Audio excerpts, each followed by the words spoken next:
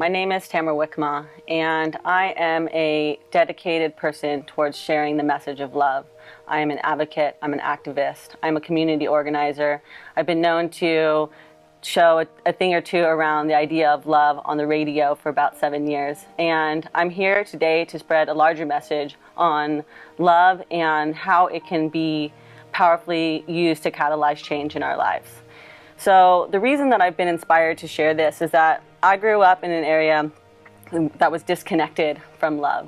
I didn't really have a strong sense of community growing up. I grew up with just my parents and my mother being from another country and my father having an illness. So I didn't really know what it meant to belong. I felt alone and isolated. And so through my life, I sort of studied humans. I studied people. I tried to figure out a way to feel more connected. And so I've been inspired to bring that conversation to a larger platform so that people can understand more about how to connect with each other, because I truly believe that through this connection, a greater healing can happen for our families and for ourselves. So I'm going to be sharing different themes on love and building out a broader perspective. And today we're going to be talking about family. And so family is such a big, powerful catalyst for us in our lives. It's what frames our mind. It's what gives us purpose in our lives, and it gives us an understanding of who we are. But the reality is we don't really talk about that family. We don't talk about how much it shapes us, informs us, and we don't talk about how what happens in our family then affects us in our lives later. And so today I'm hoping to build a broader perspective by interviewing a few different people and showing their view into their lives so that you can see that we each have something to share, something to build on, something to educate others on how it is to relate in a different way. So when we talk about family, we think of, the nuclear family, the mom, the dad, the children. And, as they say, as many of us have heard, over 50% of marriages end up in divorce. So what does that really leave us with? How many families are really families in that nuclear family sense? And so what does that mean? Does that mean that those families aren't really families? I would say that they still are families, obviously, but we're building out a newer perspective, what I've been calling blended families. So the idea of a blended family is sort of this extended family that we get to create. Maybe it's family, maybe it's friends, maybe at one time it was blood-related people. But the idea is we get to decide who those people are and how they affect our lives. And for me in particular, it's a really powerful part of my life because I find myself as a part of a big blended family. I have a fiance with a young daughter who has another mother, and I say another mother because I also feel like her mother. And so as our families build and get larger, the idea is that we can either bring each other together or we can divide one another. And so my hope is that this show will be an inspiration for you to start to look at who is your family and how can you actively create that family today. So I have a wonderful guest with me here today, and thank you so much for being here, Amber. I'm going to ask you a few questions, and I want you to just answer them with as much integrity and honesty as comes to you in this moment, and so not something that's pre-thought out too much. So how would you identify yourself, Amber? I am a single mother of 3 daughters. 3 girls, and I am also an entrepreneur, and I believe myself to be a very strong woman. I would certainly agree. Very strong woman. So as I mentioned before, the topic of this show is family, and the name of the show is Let It Be Love. So in your family, what does love mean? I think that love means acceptance and cooperation, understanding. I think that those are the 3 things that, as in my family, my intermediate family, me and my daughters, those are the 3 things that I feel are really important for us in sharing love. How do you feel that you learned those things? I learned those things by understanding that nothing is going to be what you think it's going to be. So I had to learn that I had to understand that I had to cooperate and accept my family for what it is and not for what I think it should be or for what society believes it should be. Yes, so defining it for yourself, absolutely. So when you think of your family, what's one of the most memorable stories that comes to mind that you'd be willing to share with us?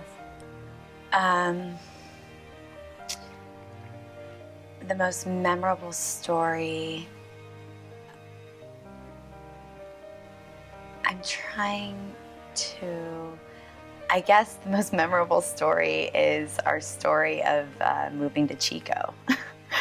About 3 years ago, I decided that I was going to uproot us from the Bay Area, and within 2.5 weeks, I had us in Chico with a home, them in school, and it was a hectic time. They were a lot younger, and although they didn't want to leave Pittsburgh, they were supportive, and really they were my reason to make I felt a healthier decision for us financially and community-wise. So I think that is probably the greatest story, is us coming up here, or I can't say greatest, but Memorable. Memorable, yeah. Mm-hmm.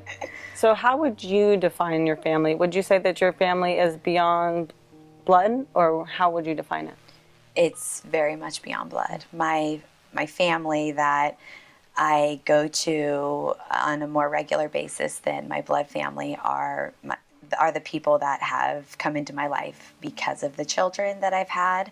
The aunties and the grandma and all of the people that have helped me raise my children because the fathers are not there have been beyond supportive, and even the friends that I've collected along the way are my family, and I think that family goes way beyond blood, and I feel grateful to have family that is not blood. Mm-hmm. So if you would be willing to share a story with us that is of a challenging time with your family and how you were able to overcome that as a family. The most challenging time for my family was definitely when my daughter's father passed away. I said I wasn't gonna cry, but that was definitely the most challenging thing that I've ever been through, and then to see my children go through. I think the way that we got by was, time. You have to get by, and the fact that our family is so close with his, and I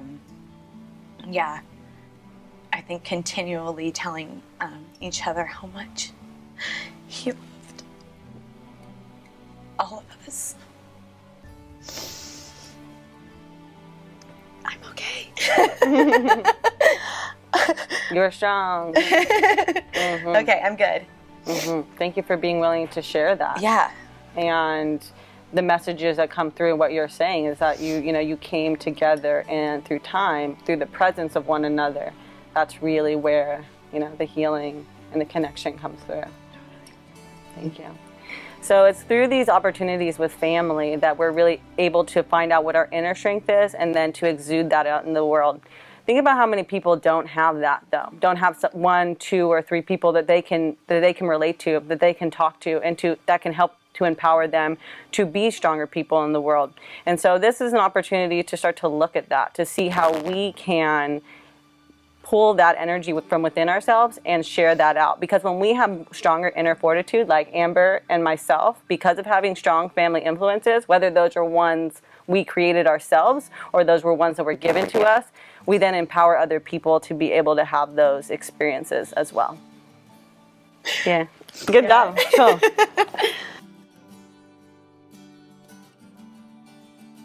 this show is an opportunity to look at how we each have different perspectives into how we're living our life as family, so that we can all begin to see that we have a lesson to give one another in how we love, how we show up as family. So today I'm joined by Miss Adele. Thank you for being here. Thank you for having me. And Adele, would you be willing to share with us how you identify with your family? I would say trendsetter, strong and courageous, motivated, educated. Beautiful. That's a big one for us. Yeah, it is a big one. Yeah. Yes.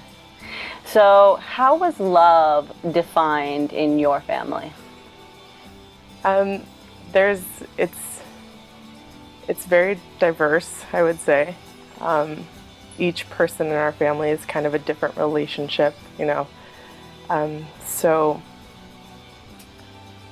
I'd say there's, you know, for me, it's a constant quest of balance and harmony with each of those individuals in my family, whether it be blood or not blood. And it's practice. It's a constant practice of that day in and day out. Sometimes you don't meet the mark. And so there's a lot of compassion and forgiveness for self involved in that, as well as for others. Would you be willing to share a story with us of a memorable family experience? There's a lot. I'd say the day my daughter was born. And it's funny because some of the main players in my family now weren't there on that day because we're that blended family. So on that day, the person that has now stepped in as more of a stepfather role to my daughter wasn't there. Her biological father was there, but it was a very memorable experience, and I'm grateful that now, you know, all of us can look back and say that was a very happy moment and a very blessed moment. We all agree on that, no matter the outcome. And so that was a wonderful day. Yeah. So how would you define your family? Do you define your family as strictly people that you grew up with, or is there something more when you think of family? It's pretty big. It's a little bit of everything. People that I grew up with, friends, brothers, blood family, aunts, uncles, cousins, and then there's the expanded version and the friends that I made along the way, who now, my mother is a huge influence in my life and still very present, which I'm very grateful for. My father passed away when I was 17. So there's been a lot of healing around that, and also some distance created because of that. And so there's a lot of players in the game, whether they're blood or not, including yourself, which I'm very grateful for. And yeah, lots of girlfriends, lots of sisters and brothers, but there's something about those sisters that help you keep going through the day sometimes. So yeah, it's a little bit of everything. Yeah. And I'd say we all really do desire that extended family. We desire to feel connected, supported, belonging. And so whether we're consciously doing it, often unconsciously, we are collecting those people to be in our lives. Like I said about myself, you know, I grew up with just my predominant parents and my brothers. And so I desired it so greatly to feel connected to other people. And now as an adult, I feel so blessed to have friends like you and have friends like Adam, who we're going to hear from next, and Amber, who was just on camera, about that connection that I get to have, that I know that I can call on those people and they'll show up for me. And that's what family is. Family are the people that show up when you call them. Family is the one that like gives you that $5 because they know that you need it. They're the ones that are going to give you that ride somewhere because it's really important to you. And you don't really have to explain it, but they're willing to do it. And so what a blessing that is in our lives to have. And hopefully this show is an inspiration to share how we can start showing up for other people in our lives in that way. So I have one other question for you, Adele. Yeah. And that is if you'd be willing to share a challenging experience that you've had either within yourself or with your family, and how your family supported you in overcoming that. Yeah. I'd say, again, it goes back to, you know, my daughter and really coming to terms with who her father and myself are authentically as individuals and as parents together. And coming to terms with that, you know, the best route and the healthiest, most balanced, harmonious route was not being together. And the support that I got from my family, blood or not blood, my sisters from college days, and even my brothers, I was mostly a tomboy in high school and junior high, and I still talk to those men every day almost. And the support, the overwhelming support that I got, and the ability to have friends to remind me, for the compassion of, we're all going through this journey on our own and together, and seeing, helping to see his perspective and where he was at and where I was at the same time, and having love in your heart for all the parties involved. Absolutely. Yeah. And it's through that connection that we're able to really feel supported. And when we feel supported, we can be more loving. But when we feel disconnected from people, the last thing we want to do is be more loving. Yeah. And so thank you for being willing to share that story with us. Yeah, and I think when we're disconnected from others, we kind of disconnect from ourselves too. So absolutely. Yeah, it makes it harder. Yes. Yeah. So by being willing to share that connection with others, we can actually get a little bit more connected to ourselves. Mm-hmm. That's pretty beautiful. Yeah. Thank you. Thank you.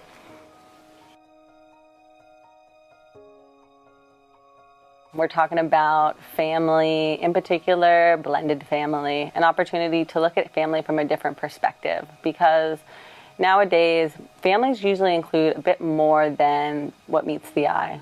We've been told that the nuclear family is family, so mom, dad, the kids, maybe an animal or two.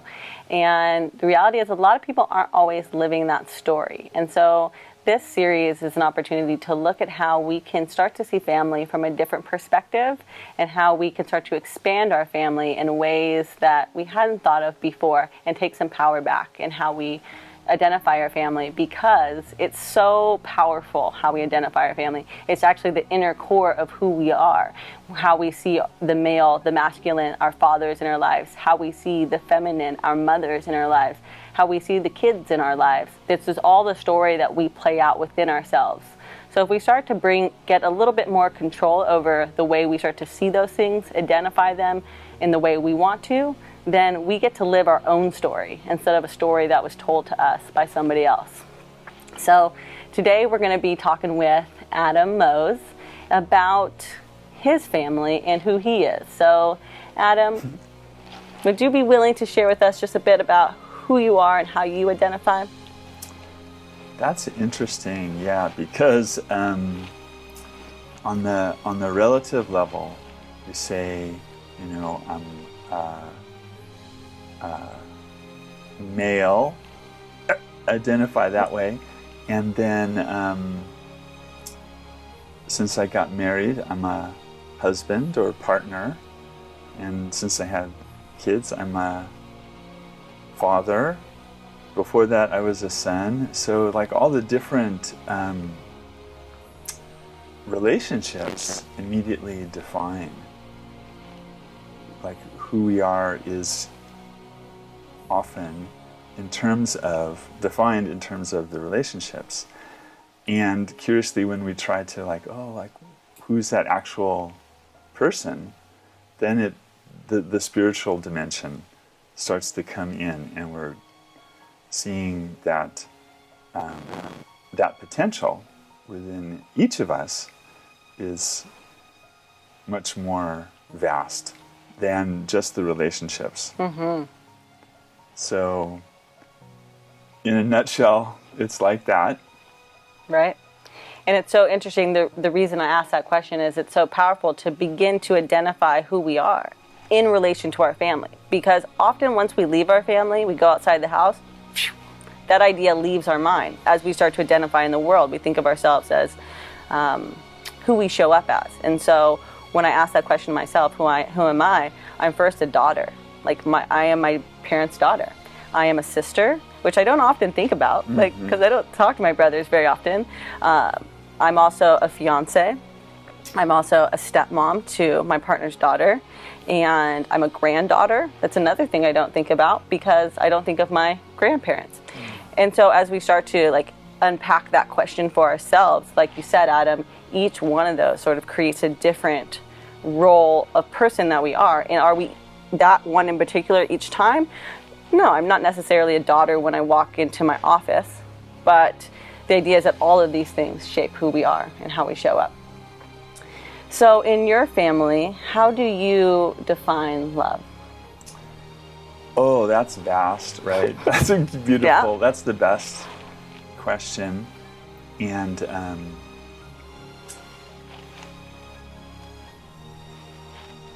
for the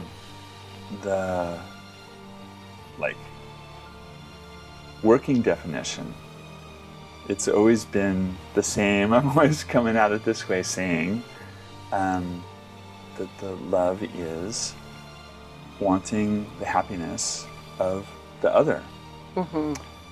Self-love is wanting happiness for oneself, and then putting into effect, what's going to best bring that about. So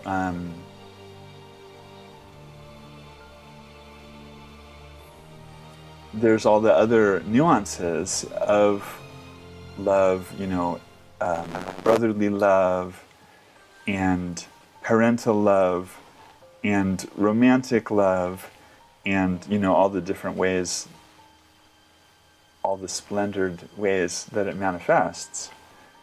But that's always been kind of like, it was my revelation. It was like, oh yeah, the other's happiness, and working towards that.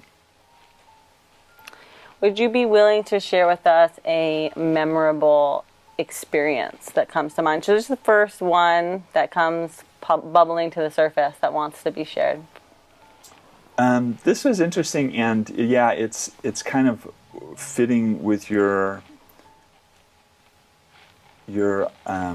premise, challenge about the extended definition of family, because we're pretty nuclear. It's mom and dad and 2 kids, has been. Our eldest has gone off to college. But we met, my wife and I, at a rainbow gathering. And a rainbow gathering is this ongoing experiment in collective living. It started the year after Woodstock, and everyone at the gathering refers to one another as brothers and sisters. It's called the Rainbow Family of Living Light.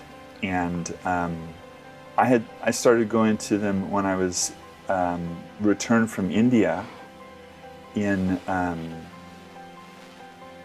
92, and my wife to be was at a few of those gatherings we hadn't met yet.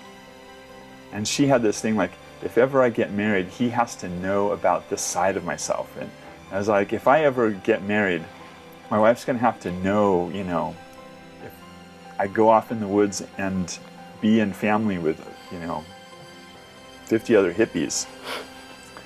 It's an exercise in expanding that circle of love. Cosmically enough, we both met at a rainbow gathering. And there was this one instance, I have these practices that I was given by my Tibetan teachers in India, and getting out to rainbow gatherings in the woods was always the ideal place to practice. So I just finished my practice, and this beautiful woman is walking past me up the embankment, and they had this thought, oh, Fritz would like that one. Fritz was my deep spiritual mentor, and I had never had that type of idea about someone, I was like, that's really odd. But then, sure enough, she comes over and talks to me, and is very interested, and we ended up hanging out. And don't try this at home, kids. We got married 2 weeks later. That sort of stuff actually happens. Mm-hmm. And still married after 23 years. 23 years. Impressive. Yeah. Yes.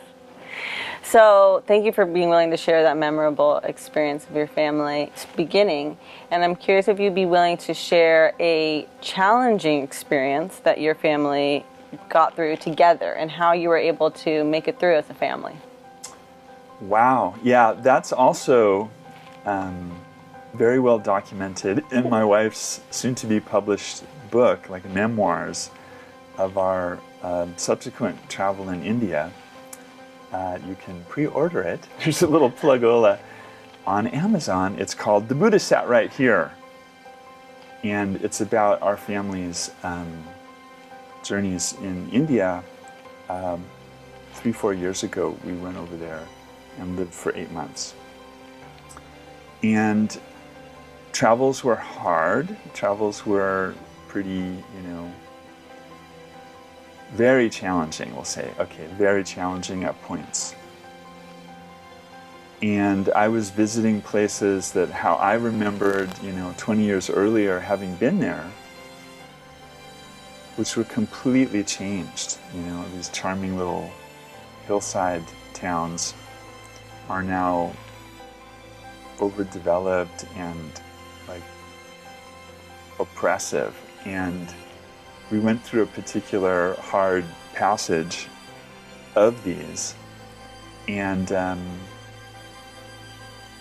got more estranged, more tension, couldn't work it out. Then we got to these hot springs and I was like, okay, now we're gonna have a nice little talk. We can reconnect with my wife, and she's like, you can't come home. I was like, oh, I get the place. It's like you always wanted to be a yogi living in the caves in the Himalayas. Now's your chance. You stay here. That's not what I was, signed up for. And so we actually traveled separately. We parted. The